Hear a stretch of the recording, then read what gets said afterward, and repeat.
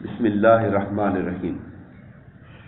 حضور نبی کریم علیہ الصلاۃ والسلام کی احادیث طیبہ کے اس درس میں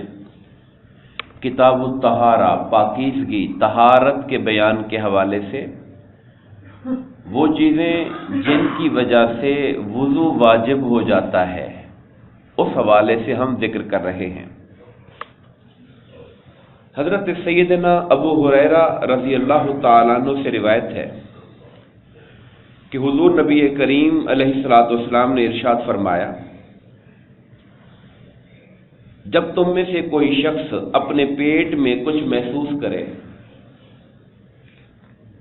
اور شک میں پڑ جائے، جیسے پیٹ کے اندر ہوا کا بگولا بن جاتا ہے یا بعض اوقات معدے کی ہاضمے کی کمی کی وجہ سے ایسے اندر سے آواز آتی ہے، تو فرمایا اور شک میں پڑ جائے کہ پیٹ سے کوئی چیز خارج ہوئی یا نہیں،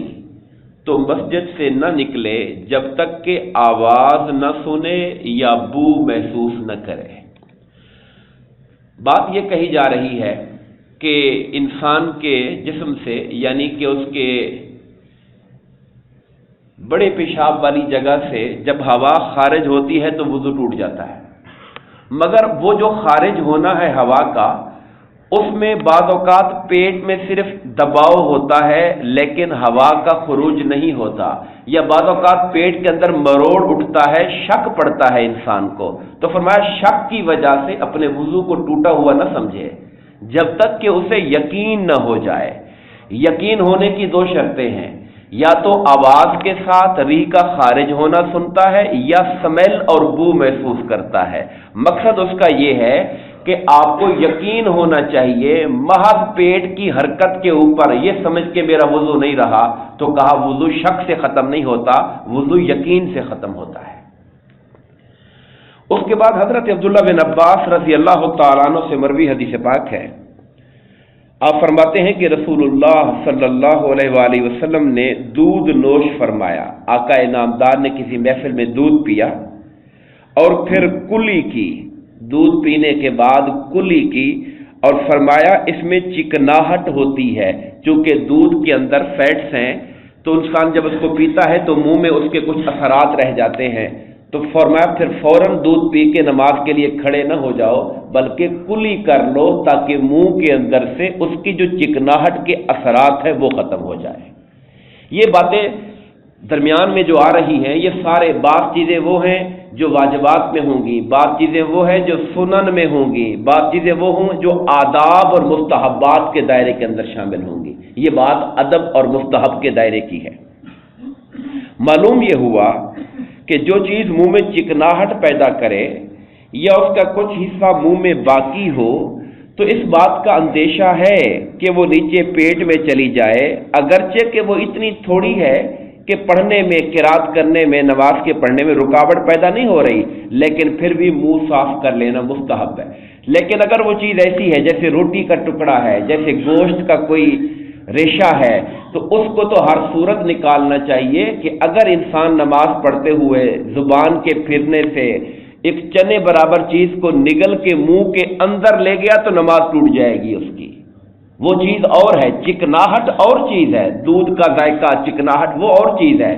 لیکن وہ چیز جس کا ریشہ ہے، روٹی کا وہ ٹکڑا ہے جو منہ کے اندر پھنسا ہوا ہے، اس کو اگر نگل لیا نماز کے دوران تو نماز ٹوٹ جائے گی۔ حضرت بریدہ رضی اللہ تعالیٰ عنہ سے روایت ہے کہ حضور نبی کریم علیہ الصلوۃ والسلام نے فتح مکہ والے دن، جب مکہ فتح ہوا، اب ظاہر ہے کہ پورے شہر پر اٹیک تھا مسلمانوں کا، اور شہر سارا پھر وہاں کے لوگ بعد میں خانہ کعبہ میں، صحن کعبہ میں اکٹھے ہو گئے، تو بڑی مصروفیت کا دن تھا۔ تو سرکار دو عالم صلی اللہ علیہ وسلم نے ایک ہی وضو میں کئی نمازیں پڑھ دی، یعنی آپ ہر نماز کے لیے نیا وضو نہیں کر رہے تھے۔ اس حدیث پاک میں سمجھانا یہ مقصود ہے کہ اگر وضو ہم نے ظہر کے لیے کیا اور ہمارا وضو عصر تک رہا تو ہم اسی ظہر والے وضو سے عصر کی نماز پڑھ سکتے ہیں۔ پھر وہ اگر وضو قائم رہا اور مغرب کا ٹائم ہو گیا، وہی ظہر والا وضو ہے تو مغرب بھی پڑھ سکتے ہیں۔ اس بات کے جواز کے لیے یہ حدیث پاک لائے۔ ورنہ میرے آقا کی زندگی بھر کا طریقہ یہ تھا کہ آپ ہر نماز کے لیے نیا وضو کرتے تھے، یعنی جو روٹین ہے آقا کی، جو زندگی کا ایک پورا عمل ہے وہ یہ ہے کہ ہر نماز کے لیے تازہ وضو کرتے تھے۔ یہ نیا کام دیکھا صحابہ نے فتح مکہ والے دن کہ سرکار نے ایک وضو کیا ہوا تھا، اسی سے نمازیں پڑھتے گئے، نیا وضو نہیں کیا۔ تو حضرت عمر فاروق نے پوچھا یا رسول اللہ، آج آپ نے وہ کام کیا جو پہلے نہیں کرتے تھے، یعنی پہلے آپ ایک وضو سے دو نمازیں نہیں پڑھتے تھے۔ تو حضور نے فرمایا، اے عمر، میں نے جان بوجھ کر یہ کام کیا ہے تاکہ لوگوں کو پتہ چلے اور اس کام کا جائز ہونا لوگوں کو معلوم ہو جائے، میں نے دانستہ یہ کام کیا ہے۔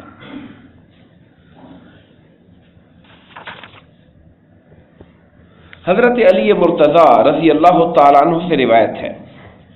آپ فرماتے ہیں کہ حضور نبی کریم علیہ السلام نے فرمایا، نماز کی چابی وضو ہے،